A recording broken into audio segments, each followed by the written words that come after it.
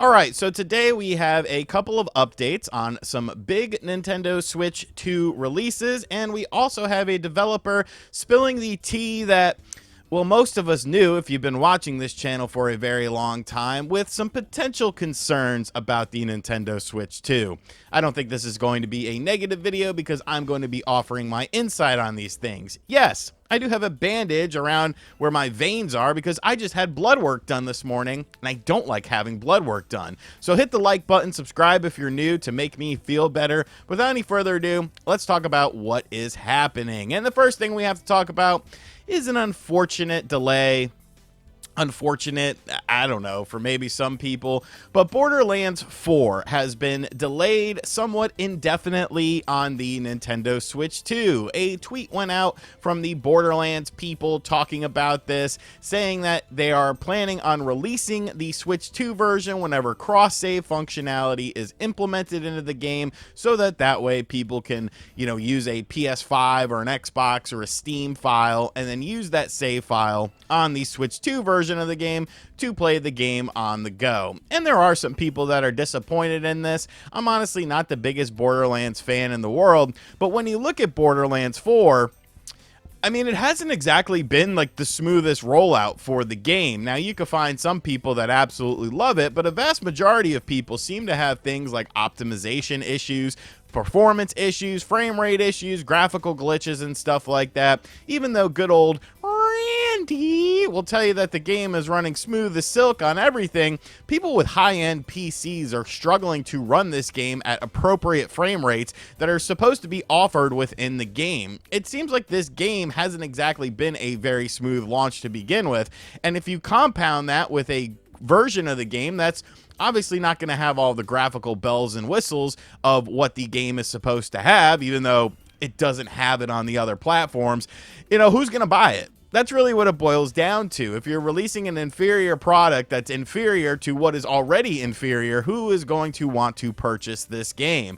And as a non-Borderlands fan, this means a whole lot of nothing to me. But I do understand that there are people looking forward to this game. This game has been playable at some events, and it seems like, the Switch 2 version of the game did draw some concerns, 30 frames per second and stuff like that. You could throw out the fake Miyamoto quote, a delayed game might be good, but a bad game is delayed or something like that. He never even said anything like that. I don't know how this became a thing. And even if he did say it, it's not necessarily true because there have been plenty of games that have been delayed and in development hell that ended up coming out and they weren't good. But Borderlands 4, Switch 2 owners, you're going to have to wait a little bit longer.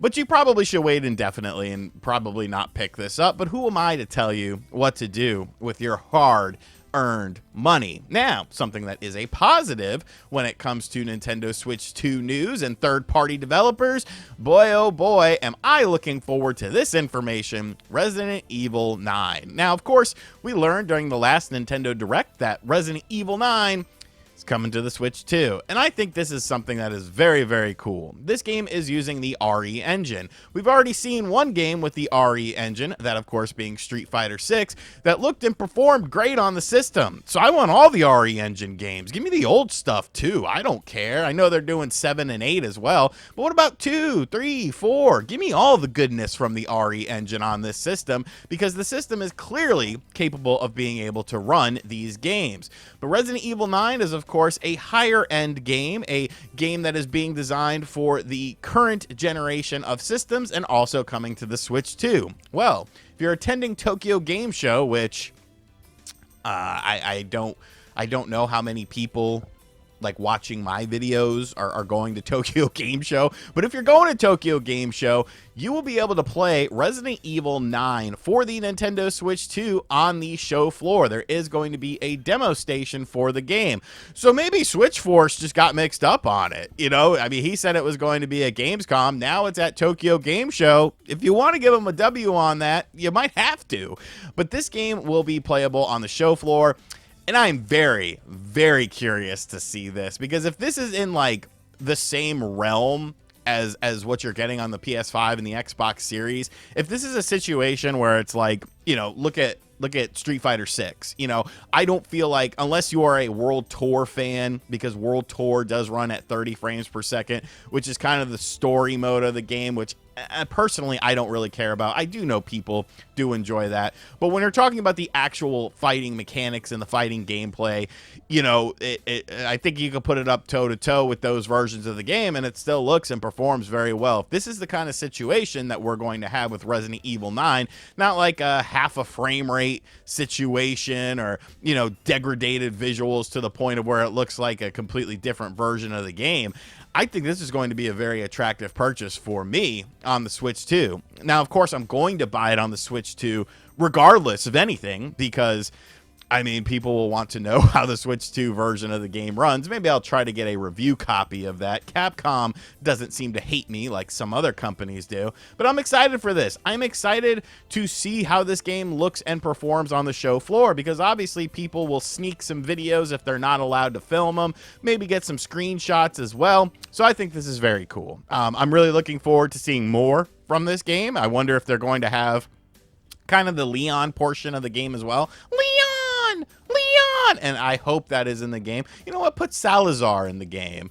You know, a Ramon Salazar. It doesn't need to make sense, but it's Ramon Salazar. He's a good character. He's been expecting you, my brethren. And like, put that line back in the game, because you took it out of Resident Evil 4 remake and you butchered his voice. Get the original voice actor back. But Resident Evil 9, playable for the Switch 2, along with the PS5 and PC at Tokyo Game Show. So something to keep an eye on with this.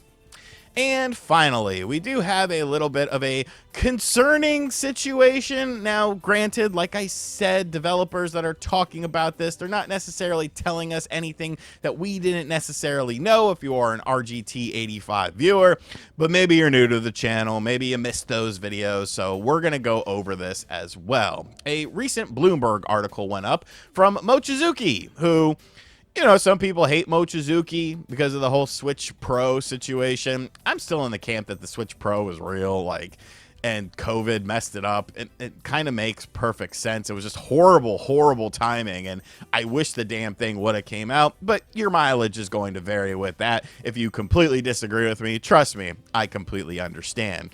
But in this article, there were some analysts, there were some developers talking about stuff, and it's kind of interesting to see what is going on. And a lot of this has to do with game key cards, because, you know, as much as they don't bother me personally, I do understand that there are a lot of people that are not interested in the game key cards when it comes to the Switch 2. A game key card, of course, you must insert the cartridge to download the game, and then you have to have the cartridge inserted to play the game. But there is the additional benefit that you can loan your game cartridge to a friend. You can sell your game key cartridge as well. You can't really do that with a digital purchase.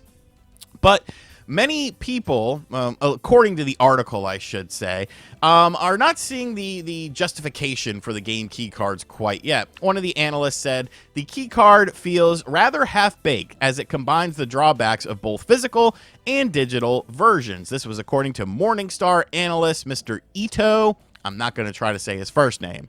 You can't play without keeping the card inserted, yet in the end, downloading is still required.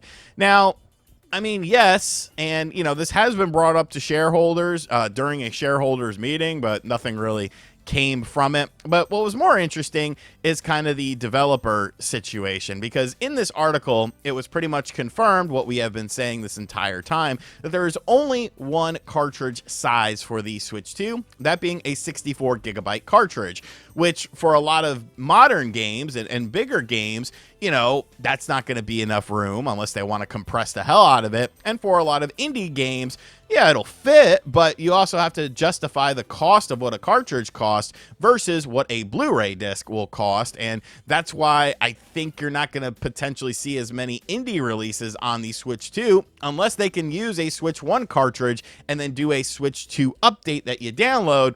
But if the Switch 2 update is a download, that kind of negates, how it works, because you're still having to download something, so it's not a true physical thing, because that's what people hark on, online servers going down and stuff like that. But according to this article, one publisher told me that Nintendo needs to remedy its treatment of third-party game designers if it wants to see them flourish on the Switch 2. For the Switch 2 to be successful in the long run, it needs to become a more attractive platform for outside game developers. So I see this as a concerning sign. And there's more stuff that is happening within this article. It is behind a paywall, so do as that, what you will. But it's a weird situation, because a lot of people online do not enjoy game key cards, and I understand why. Me personally, I don't really care. I will just buy games digitally nowadays for the most part. I still buy physical from time to time if it's something that, I really want, or, it's a really good game, or something that, resonates with me, or has some cool collectibles and stuff like that. But it's going to be very interesting to see how these things kind of sell long term. A game like Madden, I'm interested to see like the sales split for Madden on PS5, Xbox, and Switch 2. Same thing with NBA 2K. And you can't really like doom and gloom it until you start to see those splits. And if those splits are monstrous, then obviously there is some sort of disconnect with the consumer. I don't necessarily think that Nintendo is not going to do something. I think they potentially want to have different card sizes, but all of the card sizes are not going to be applicable to the larger games, your Resident Evil 9s, your NBA 2K27s and stuff like that. Those games are not going to get smaller over time. Those games are going to continue to get bigger and larger over time. So those are always going to need a game key card, and there's not really a solution for that. I think the solution that most people should be looking for and hoping for is for these smaller games, the compilations, the retro compilations and stuff like that. And time will tell. Time will tell what ends up happening with this. Maybe there's a 128 gigabyte cartridge that they could use, but God almighty, how much would that cost? So it's not a real sort of situation where I think there is like a definitive answer. I would just be trying to appease the third-party devs, be like, hey, we're trying to figure something out here. What would you like? What would you like? I think that would be a good question to ask them. Anyways, guys, that's what I got going on today. Now, there is a State of Play happening later today as well, so I will be covering that. Give me your thoughts, comments, and queries in the comments section down below. And as always, guys, thank you for checking out this video. If you are new to the channel, be sure to hit that subscribe button. Be sure to like, comment, and share. I don't know if I have the hype thing, but if I do, you should be using the hype thing. And as always, I'll catch you guys on the next video. Later.